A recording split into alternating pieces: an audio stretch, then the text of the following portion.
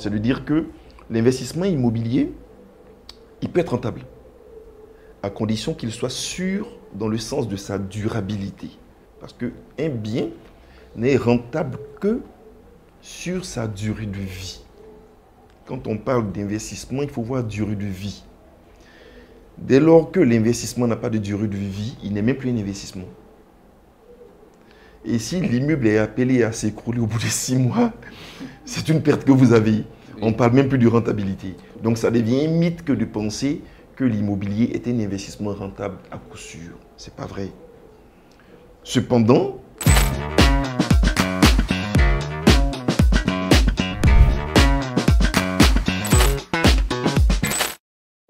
bienvenue à notre émission Le Rendez-vous des entreprises. Dans cette émission, nous parlons de l'entrepreneuriat et du développement de vos affaires.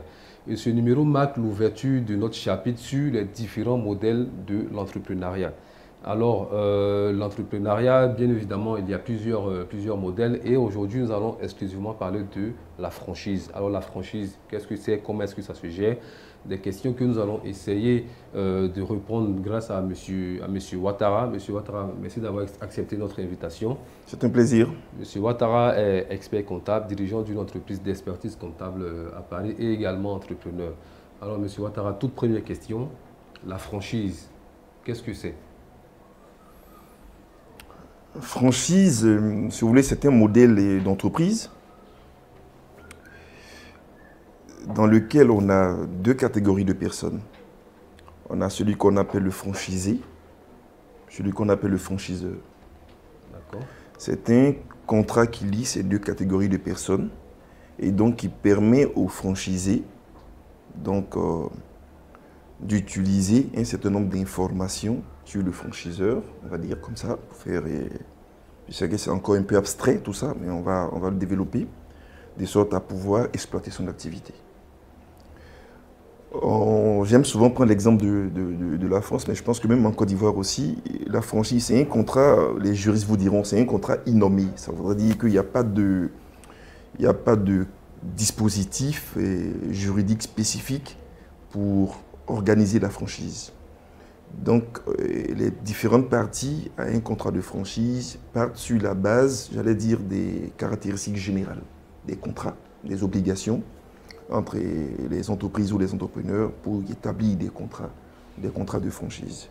Donc, ça permet, comme j'ai dit tantôt, aux franchisés de pouvoir profiter de l'expérience et du nom commercial, de tout ça, du franchiseur pour pouvoir développer son activité. D'accord. Monsieur Ouattara, un peu plus clairement, la franchise, en quoi est-ce qu'elle est différente d'une entreprise, j'ai envie de dire, classique?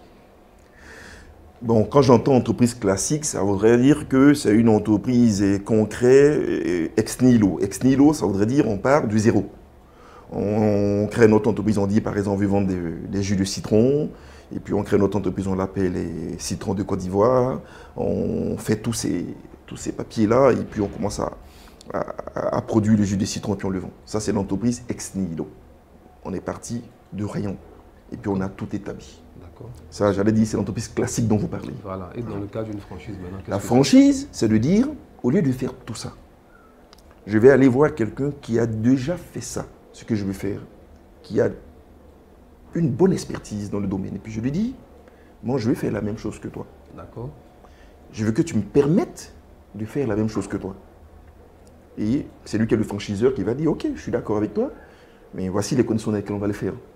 Et en ce moment, le franchiseur, donc la franchise, va créer son activité adossée à l'activité principale, donc, qui est l'activité du franchiseur, de sorte à pouvoir développer son business. Ça voudrait dire que dans la franchise, on ne parle pas de rien. On parle de ce que quelqu'un a déjà fait. Et puis, on le développe dans un environnement donné. Ça peut être généralement dans un autre quartier, et ça peut être dans une autre ville, ça peut être dans un autre pays, et autre, ou dans un autre domaine donné, Voilà. Voilà, c'est-à-dire une personne qui a déjà bien souvent une réputation dans un domaine. Une réputation. D'accord, mais alors quel est l'avantage, d'accord, pour l'entrepreneur lambda de choisir ce modèle? Ce modèle entrepreneurial. Est-ce qu'ici en Afrique, à quel point cela est viable? Et aussi, si vous pourriez à la suite... Peut-être déjà, est-ce que ça existe? Est-ce que ça existe, voilà. Est-ce que ça existe? Oui. Oui, ça existe. C'est vrai que je n'ai pas eu accès à ces contrats, mais tout préfigure que c'est ce type de contrat. Et vous connaissez le lait Yoplait, par exemple. Évidemment. Yoplait, oui. C'est pas une marque ivoirienne. Mais le Yoplait, il est fabriqué ici à Abidjan, par une entreprise, comme on appelle, qui est installée en Côte d'Ivoire, qui fabrique le lait Yoplait. Il ne vient pas de la France ou d'un autre pays. Mais cette entreprise, pour pouvoir fabriquer le lait Yoplait, a dû certainement contracter avec le producteur initial du lait pour lui dire, moi je veux faire ton lait en Côte d'Ivoire. Il dit oui, tu peux le faire. Et puis en ce moment, il y a tout un contrat qui est établi. Et puis on commence à faire le lait. Le Coca-Cola, peut-être c'est pareil. Vous savez qu'il y avait Solibra qui le faisait, mais maintenant je pense qu'ils ont changé de partenaire. C'est pareil. Voilà, c'est ce que j'ai envie de dire. En fait, dans le langage courant, on dira que c'est un partenariat ici. C'est ça, c'est un partenariat. Voilà, donc c'est un partenariat qui consiste à reprendre une activité d'une tierce entreprise qu'on a dit de renommée et refaire la même chose ici. Bon, moi qui suis juriste, je ne dirais pas reprendre une activité. Parce que quand je dis reprendre, ça voudrait dire que l'entreprise est morte ou en train de mourir. Et puis, je reprends. Ça, c'est le thème technique. Je vais dire prolonger. Prolonger l'activité de quelqu'un dans un autre espace ou dans d'autres conditions. C'est ça, en fait, je le dis, la franchise. Vous avez cité l'exemple du Yoplait, Coca-Cola. Yoplait, par exemple. Il y a d'autres exemples pour éclairer davantage. Oui, il y a des exemples. Et vous voyez souvent, de plus en plus, des boutiques Lacoste en Côte d'Ivoire. Vous voyez des boutiques Nespresso, qui ne sont pas des marques ivoiriennes. Nespresso, qui vendent du café. Vous allez à Cap Sud, pour ne pas faire de la publicité, mais bon. Et dans ces espaces-là, vous allez voir des boutiques, vous avez la FNAC. La FNAC. La FNAC, c'est d'abord une librairie, enfin, c'est un modèle d'abord français. Mais vous trouvez la FNAC aujourd'hui en Côte d'Ivoire. Donc, généralement, c'est des cas de franchise qui permettent à quelqu'un d'utiliser le nom de la FNAC et créer sa librairie ici. Et donc, évidemment, il y a des conditions, comme je disais. Vous allez prendre, si le cas de la FNAC, vous allez prendre des livres en France, vous allez prendre un certain nombre de choses avec eux. Pour pouvoir exploiter leur nom, vous allez payer un billet d'entrée, un peu d'argent pour dire, bon, pour utiliser notre nom. Donc il y a plein de cas, je pense, il y a plein de cas. C'est vrai qu'on n'en parle pas suffisamment, mais il y a plein de cas. Est-ce que ce modèle-là, il est aussi viable ici, en Afrique? Parce que l'exemple que vous nous citiez tout à l'heure, ce sont des grosses entreprises. Alors, est-ce qu'on a aussi des exemples dans la restauration avec des entreprises qui peut-être sont installées. Quand on parle même de restauration, ça me fait penser à Burger King ou à, comment on appelle l'autre là, je ne sais plus comment on l'appelle, KFC, qui sont des marques, qui est une marque américaine à la base, mais ce n'est pas l'exploitant américain qui est en train d'exploiter KFC en Côte d'Ivoire. Voilà. Ce sont des hommes d'affaires ivoiriens comme vous, comme moi, qui avons décidé de dire on va faire du KFC. Donc on s'est rapproché du KFC maison mère pour leur dire on va utiliser votre nom, on va utiliser votre marque, on va utiliser vos procédés pour pouvoir produire ce que vous faites déjà et puis vendre à une clientèle. Le KFC va dire d'accord, j'ai compris, mais voici les conditions. D'accord, c'est donc un modèle entrepreneurial qui est ouvert à tout le monde. Oui, c'est ouvert, c'est ouvert. Bon, mais après, quand on a dit tout le monde, je ne sais pas, mais c'est ouvert. Parce qu'on pourrait se dire, si j'ai envie de... Si je souhaiterais me lancer dans la restauration, pourquoi ne pas opter pour le modèle de franchise avec l'exemple de KFC ou Burger King, oui. Pourquoi ne pas faire ça? Alors, c'est moins contraignant. Moins stressant, on va dire, peut-être souvent. Moins stressant souvent, parce que quand on commence une activité, comme je dis, ex nihilo, tout est à faire et tout est à refaire. Évidemment. Ça devient souvent très compliqué. Mais en même temps, la franchise a ses contraintes. Parce que si vous voulez utiliser le nom de quelqu'un, vous voulez utiliser son savoir-faire, vous voulez avoir son assistance technique, parce que c'est les trois piliers de la franchise, et le nom et la marque, voilà, comment on appelle, ses méthodes, ses procédés, et puis, je disais tantôt, son assistance technique, ça coûte de l'argent. Donc forcément, le franchiseur va vous dire, il faut payer un billet pour que je puisse te permettre de faire ceci. Mais en fait, si vous voulez, c'est une rémunération pour les efforts que vous n'allez pas faire, qui vont consister... Alors, ça me permet d'expliquer une petite histoire, mais si vous le permettez. Il y a quelques semaines, j'ai quelqu'un qui m'a approché et qui m'a dit qu'il veut créer une entreprise dans un domaine donné. Et donc, il comptait passer me voir pour m'en parler, tout ça. Et je dis, OK. Donc, Sauf qu'il n'est pas venu, mais après, et quelques semaines après, il m'a envoyé un flyers. Un petit document promotionnel et autres. Et puis, j'ai vu sur le flyers, et il parlait de l'entreprise qu'il a créée, qui est créée depuis juin 2024, aujourd'hui en juin, là. Donc depuis début juin 2024, et donc il m'envoie ça pour que je regarde. Puis je lui ai dit, mais il y a une chose que tu dois comprendre, c'est que tu rentres dans un secteur d'activité qui requiert une technicité et puis une certaine expérience. Si tu commences par dire au premier venu que tu as été créé en juin, est-ce que tu penses que les gens vont te faire confiance? Ils travaillent avec toi. Tu peux faire l'économie de dire ça. Créer, dis seulement que ton entreprise existe, voilà ce que je fais. Sans forcément dire que j'ai été créé en juin. Ouais, pourquoi j'explique cette histoire? Voilà. Pourquoi j'explique ça? Parce que s'il avait créé son entreprise même en juin, et que cette entreprise poursuivait l'activité d'une entreprise qui est connue depuis 10, 15, 20 ans, ça ne poserait pas de problème. On dirait que la technicité de l'entreprise va l'accompagner lui, sa notoriété va l'accompagner, et tout ça. Mais quand tu crées ex nihilo, tu pars du rien, et tu dis j'ai été créé en juin. Tu vas voir le premier client. Je dis mais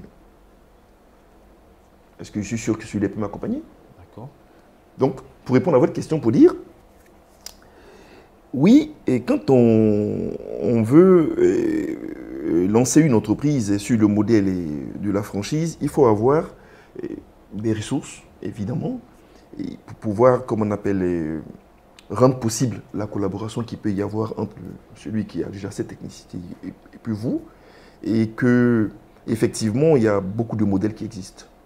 Et j'en ai cité quelques-uns, mais je pense qu'il y en a beaucoup. Il y en a beaucoup qui existent aujourd'hui en Côte d'Ivoire. Je pense même qu'il y a une organisation aujourd'hui en Côte d'Ivoire, je ne la connais pas trop, mais qui s'occupe de mettre les gens en relation pour les franchises et autres, pour permettre aux gens de pouvoir travailler sur ce genre de modèle. Sur ce point-là précisément, alors, si un entrepreneur lambda ici en Côte d'Ivoire souhaiterait acquérir une franchise, quelle est la méthode ou bien le processus d'acquisition, ainsi que comment ça se passe concrètement au niveau de la gestion? Alors, comme je disais tantôt, je pense qu'en Côte d'Ivoire, et je prends très souvent l'exemple de la France parce que je connais un peu cet exemple aussi, oui. Mais en Côte d'Ivoire, je sais qu'il y a une, je ne sais pas s'ils appellent ça, Fédération ivoirienne de la franchise, un truc comme ça. C'est une association qui existe, donc qui a pour, semble-t-il, rôle de mettre en relation des entrepreneurs qui veulent rentrer, qui veulent faire de la franchise, donc qui veulent bâtir leur modèle entrepreneurial sur ce qui existe déjà, de sorte à pouvoir se développer. Alors, vous avez deux chemins, à mon avis. Le premier chemin, ça sera de passer par un entremetteur, donc un intermédiaire qui peut être cette fédération dont je parle, qui peut être une association qui organise ce genre de rencontres. Le deuxième modèle peut être ce que j'appelle le modèle direct, qui consiste à contacter, j'allais dire directement, l'entreprise dont vous connaissez la marque, dont vous connaissez les méthodes, pas les méthodes, mais dont vous connaissez l'existence, et avec laquelle vous voulez certainement établir un partenariat de franchise, de sorte à pouvoir, comme on appelle, exploiter son activité dans le cadre de la Côte d'Ivoire en Côte d'Ivoire. Donc on a au moins ces deux chemins. Il peut y avoir d'autres, mais voilà, je pense que essentiellement c'est ça. Passer par une association dont c'est le cœur de métier qui fait ça, ou bien se dire, bon, moi je connais une entreprise X qui sait faire ça et moi j'aime ça, je veux le faire, donc je lui écris pour dire, bon, moi je veux faire ceci. Elle va vous répondre avec ses conditions et autres. Voilà. Mais il y a des contraintes, je pense que... Justement, et au niveau de la gestion, comment est-ce que ça marche? Non, mais au niveau de la gestion, je pense que c'est encore moins... Parce que l'entrepreneur, lui, j'ai envie de dire, on doit s'expliquer aux exigences de la marque, du franchiseur, qui a aussi une réputation à protéger. C'est ça. Donc, elle va évidemment s'assurer que cet entrepreneur puisse réussir l'activité. Mais au niveau de la gestion, comment est-ce que ça... Alors, vous prenez, il y a quelqu'un qui m'expliquait le modèle de McDonald's. Qui est dans la restauration. Vous savez, je pense qu'on n'a pas des McDonald's en Côte d'Ivoire. On n'en a pas. Je pense que dans le Maghreb, oui, on doit avoir des McDo dans ces endroits. McDonald's a des exigences en matière de positionnement de ces magasins.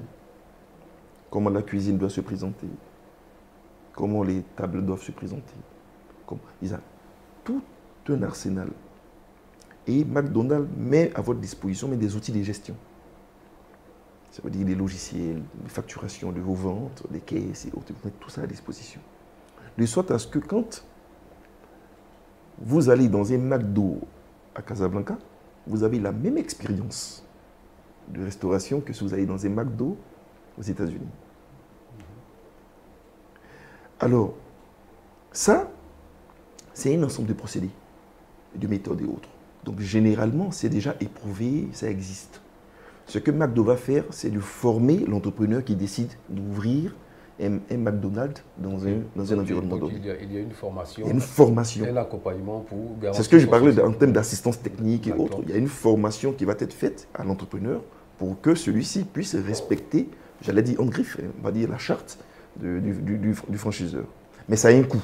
Et je pense que c'est l'une des principales contraintes du modèle de franchise. Parce que, évidemment, le franchiseur, il a bâti tout ça avec beaucoup d'efforts. Il faut bien que ce soit rémunéré. Donc, à un moment donné, il va vous dire, et même pas à un moment donné, mais je veux dire dès le départ, il va vous dire, pour pouvoir le faire, il faut payer telle somme pour que je puisse transférer. Donc, pour votre question sur la gestion, généralement, c'est des questions qui sont réglées. Parce que les méthodes sont déjà connues et autres. Et puis, il y a des revues que le franchiseur va généralement faire auprès de ses franchisés pour s'assurer que les franchisés respectent ces règles, que ce soit des méthodes de fabrication, que ce soit des règles de gestion et autres. Voilà. Vous avez 3 grandes catégories de franchises. Vous avez les franchises de production, oui. des franchises de distribution, et puis vous avez des franchises de service, qui sont les 3 grands groupes de franchises que vous avez. Tout à l'heure, j'ai parlé du Coca-Cola ou de Yoplait. Ça, c'est les franchises de production que vous avez. On vous dit, bon, nous, on vous donne une partie de nos méthodes, et puis vous allez... Pour le cas de Coca-Cola, je pense que le produit de base venait et puis on faisait la partie mélange, eau et autres en Côte d'Ivoire. Ici, ça vous indique une partie du secret professionnel que vous n'avez pas forcément. Et puis ensuite, on fait le Coca-Cola sur place. Je pense que sans faire de la publicité, la mauvaise publicité, mais les gens vous diront que souvent, ce n'est pas forcément la même chose. Mais après, l'idée, c'est de dire on a du Coca-Cola en Côte d'Ivoire et puis on en a qu'on appelle au Maroc ou dans un autre pays. C'est le cas également du Yoplait que j'ai pris tout de suite. Et qui est un procédé, qui est une méthode de franchise sur la production. Voilà. Vous avez des points de franchise de distribution. C'est le cas du Nespresso que j'ai pris tout de suite et que j'ai pris Fnac, par exemple, que j'ai pris. Ça, ce sont des franchises de distribution. Et puis vous avez des franchises, je vais terminer sur ce point, de service. De service. C'est, par exemple, vous avez un grand cabinet d'expertise comptable, par exemple. Quand je dis grand cabinet, par sa taille, parce qu'après la technicité, c'est pratiquement la même chose, par sa taille et par son nom, qui existe peut-être aux États-Unis ou en France ou en Angleterre, qui décide d'ouvrir, pas lui-même, mais qui trouve une franchisée sur place, qui va mettre en œuvre ces mêmes services et autres dans un pays donné. Ça me fait penser aux services d'assurance comme AXA, qui existe en Europe. Alors, là, je n'ai pas les contrats, mais je ne peux pas me risquer de dire que ce modèle soit un modèle de franchise. Je pense que là, on a des cas de filiales. Des filiales qui sont différentes. C'était ça qui sont des filiales. Donc justement, qu'est-ce qui diffère une filiale d'une franchise? Mais avant de répondre à la question, nous allons partir à la pub. Africa Mine. Ces dernières années, l'exploitation minière a pris une envergure inédite en Côte d'Ivoire avec une contribution conséquente au budget de l'État et de l'emploi des jeunes. Aux côtés de quelques multinationales qui occupent le segment de l'exploitation industrielle, les acteurs de l'exploitation semi-industrielle tirent aussi leur épingle du jeu. Parmi ceux-ci, l'entrepreneur Bamba Moussa est une figure de proue avec sa société Africa Mine agréée par l'État de Côte d'Ivoire.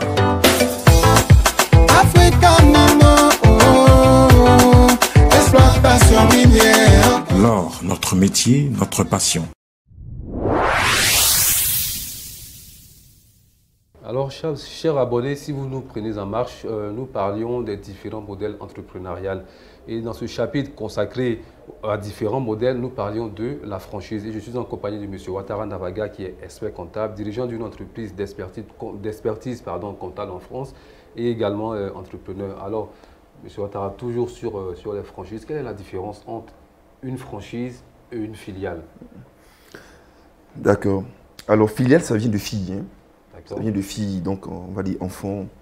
Une filiale, C'est une entreprise, une société, j'allais dire, à part entière, mais qui appartient à une autre société. Donc on dit, celle qui est au-dessus, on l'appelle la société mère. Et puis celle qui est en bas, qui est la propriété de la société mère, est la filiale, donc la fille. Vous avez, tout à l'heure, on parlait des assurances, et vous avez souvent également les banques dans d'autres secteurs d'activité, où vous avez très souvent des filiales. Ça veut dire que l'entreprise est créée dans un environnement donné, et puis elle décide de se créer ailleurs. On a des filiales.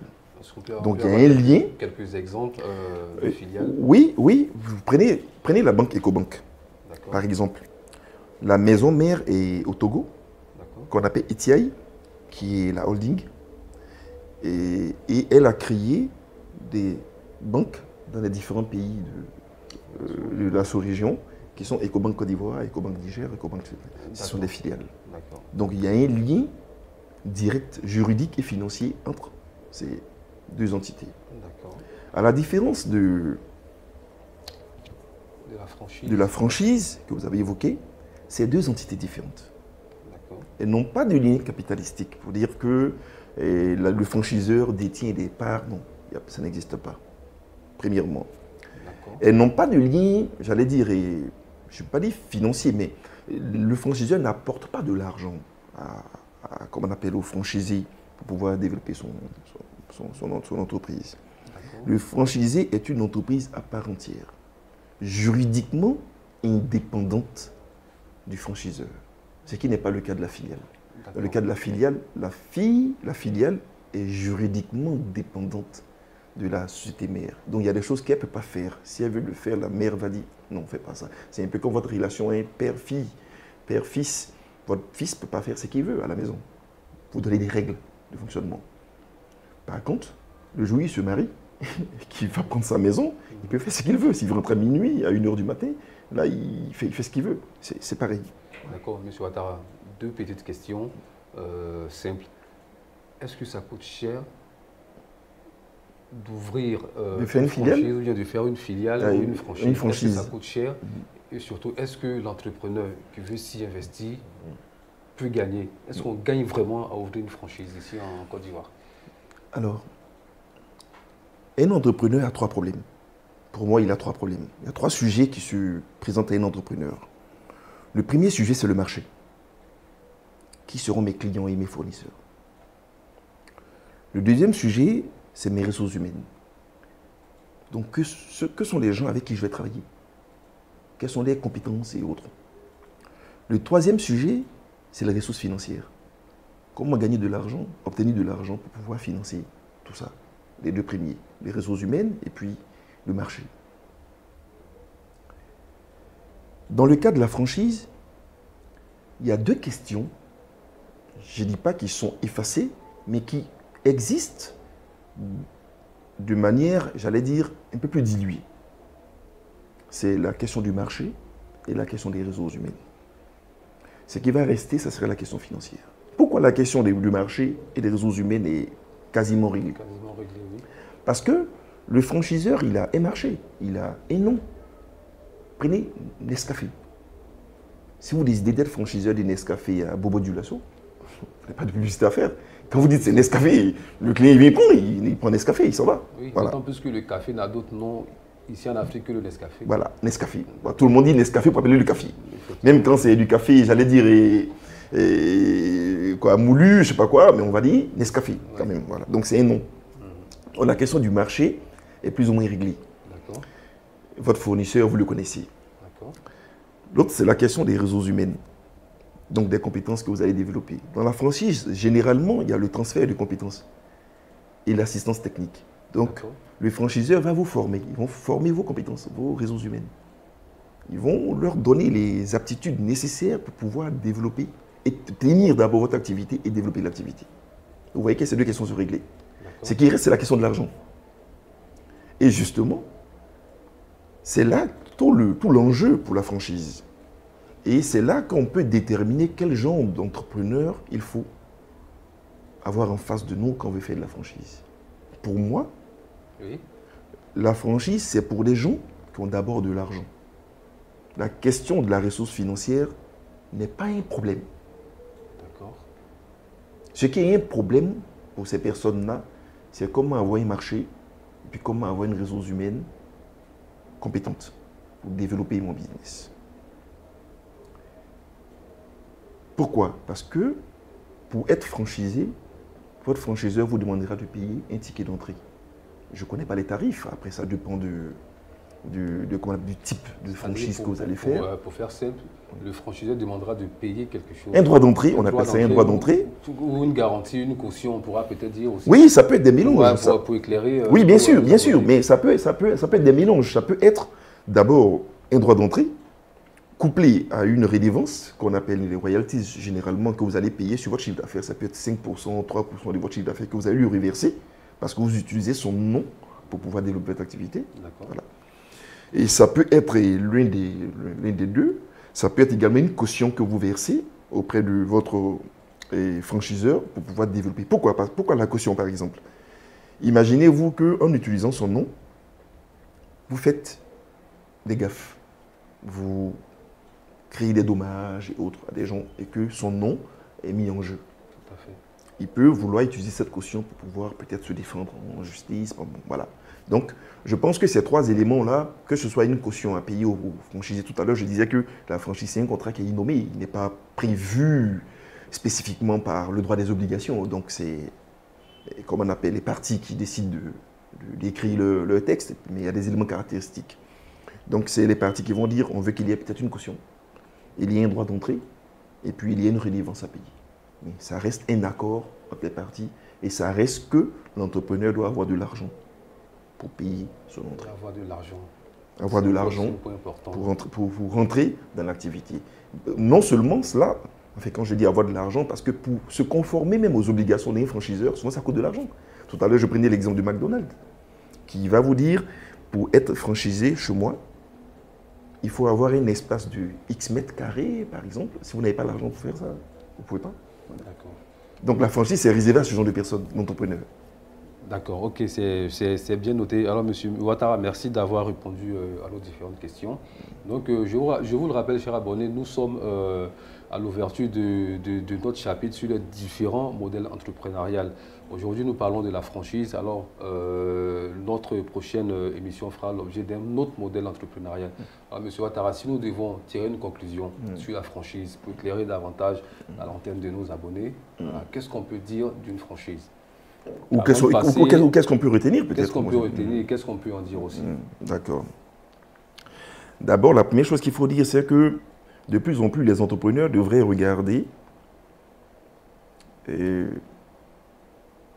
dans la direction de ce modèle entrepreneurial, qui est la franchise. Parce que on a plusieurs catégories d'entrepreneurs, donc ceux qui ont déjà de l'argent, qui veulent mettre dans une activité tout de suite rentable, parce que, comme je dis, il faut préciser que, enfin, il faut dire que quand on fait la franchise, c'est sur un marché qui existe déjà.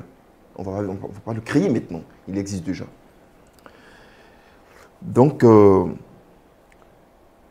les entrepreneurs devraient, selon leurs capacités financières et selon leurs objectifs, regarder le modèle entrepreneurial qui porte sur la franchise.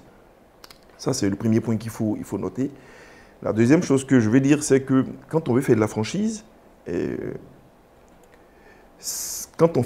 j'allais dire, ça nous permet d'éviter souvent certains écueils que les entrepreneurs qui débutent leurs activités ex nihilo peuvent avoir. Parce que pour avoir une entreprise rentable, il faut avoir un marché.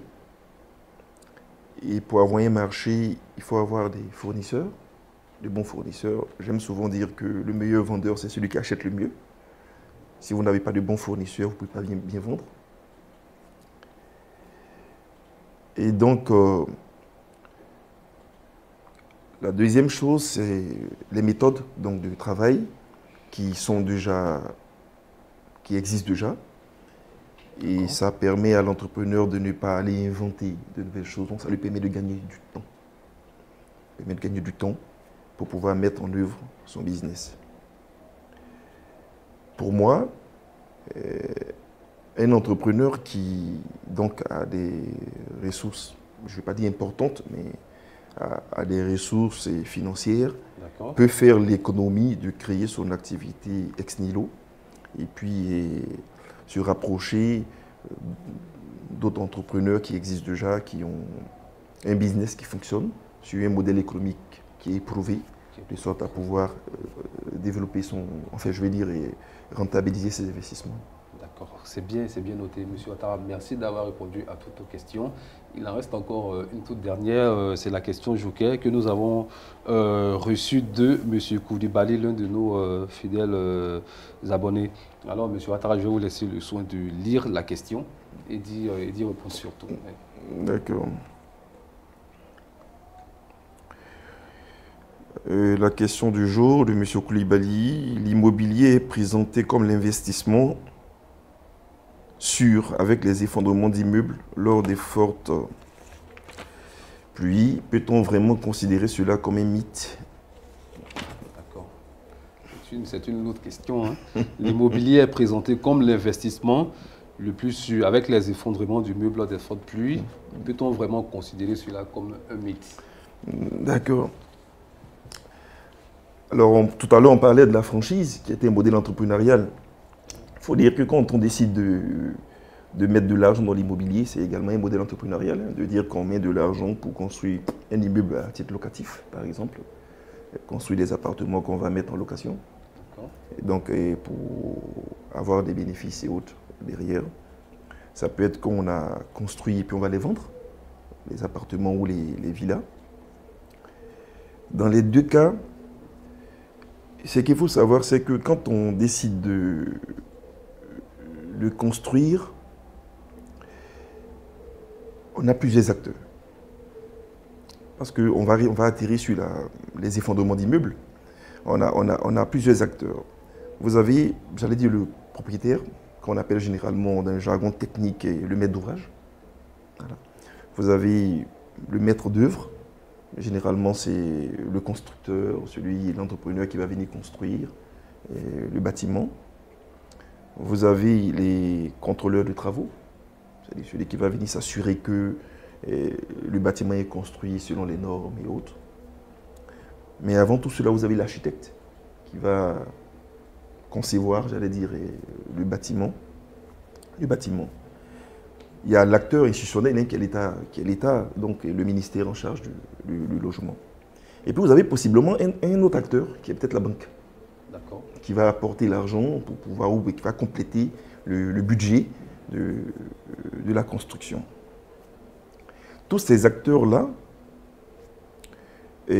interviennent à quelques niveaux, que ce soit pour un projet immobilier. Normalement, une banque, avant de... Et peut-être même il y a les assureurs aussi.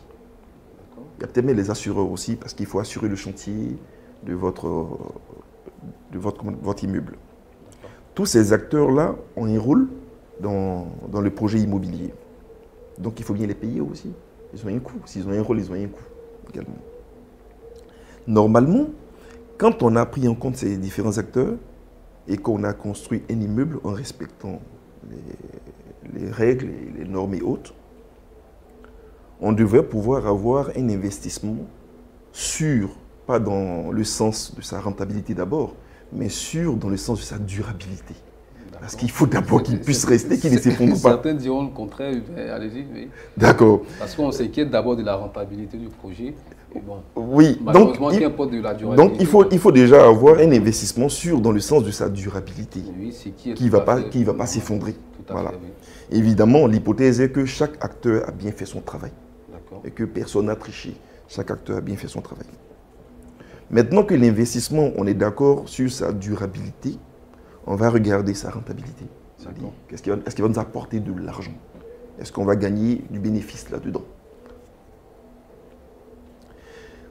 Sur cette base-là, je dirais oui. L'investissement immobilier peut être un investissement rentable. Dans la mesure où on est sûr qu'en le construisant, avec toutes ces garanties, il va durer au moins sur 20 ans ou 30 ans. Donc quand on le mettra en location, on pourrait y avoir des revenus dessus. Par contre, on se rend compte que de plus en plus, notamment à Abidjan, Parce que je n'ai pas encore entendu vraiment à l'intérieur du pays des immeubles qui s'effondrent à part. Il y a une année à Yamoussoukro, je ne sais plus, mais je n'ai pas vraiment entendu. C'est à Abidjan qu'on a ce phénomène-là. Pourtant, on a les mêmes acteurs, on va dire, mais c'est à Abidjan qu'on a ce phénomène. Donc, quand on est d'accord sur ça, on se dit, dès lors que l'immeuble peut s'effondrer, ça voudrait dire que notre investissement peut être risqué. Et si notre investissement, s'il est risqué, à ce seuil-là, ça voudrait dire qu'on peut perdre de l'argent là-dedans. Évidemment. Et si on peut y perdre de l'argent, ça voudrait dire que la rentabilité de l'investissement immobilier peut être émise. Pour l'investisseur lambda que moi je suis, que vous êtes ou autres, vous imaginez celui qui a mis son argent pour construire un immeuble qui s'effondre, c'est de l'argent qu'il a perdu. Celui-là, allez lui dire que l'investissement immobilier est rentable.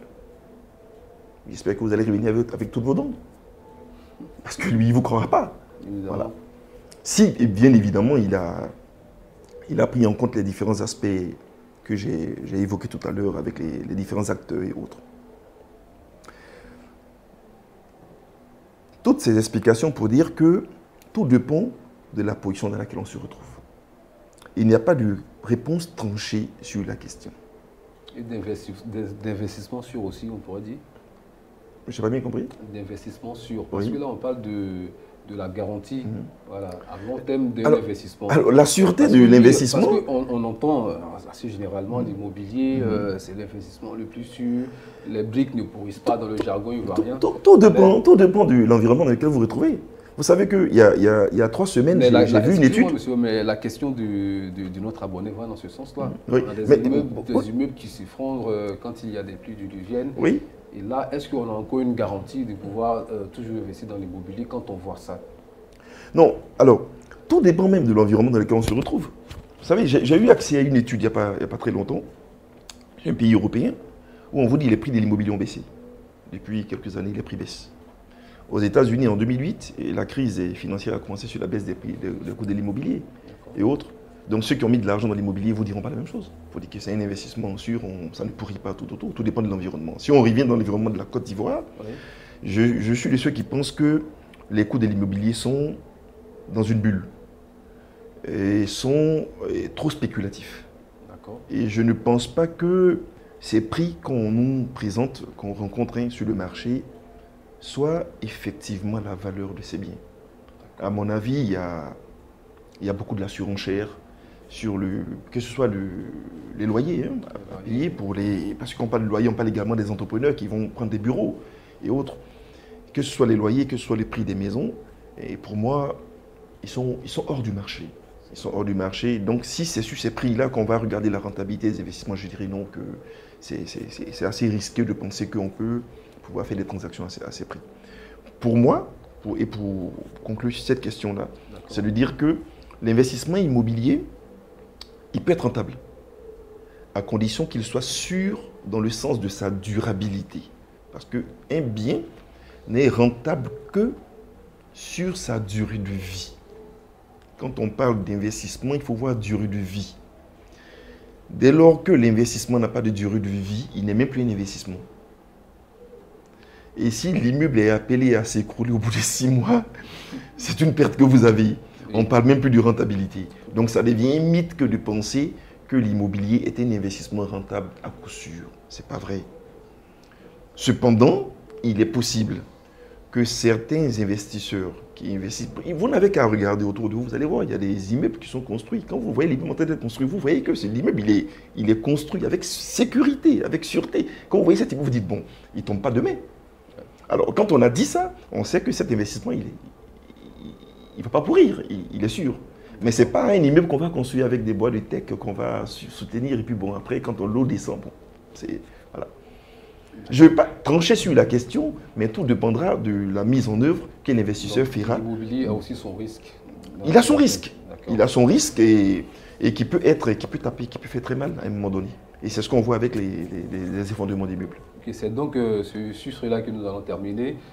Pour ceux qui nous prennent en marche, j'étais en compagnie de M. Ouattara et nous parlions de la franchise comme modèle entrepreneurial, qui est le premier chapitre parmi tant d'autres modèles. Monsieur Ouattara, merci d'avoir accepté notre invitation. C'est un plaisir. Ok, chers abonnés, merci pour votre fidélité et restez connectés sur Aminata 24.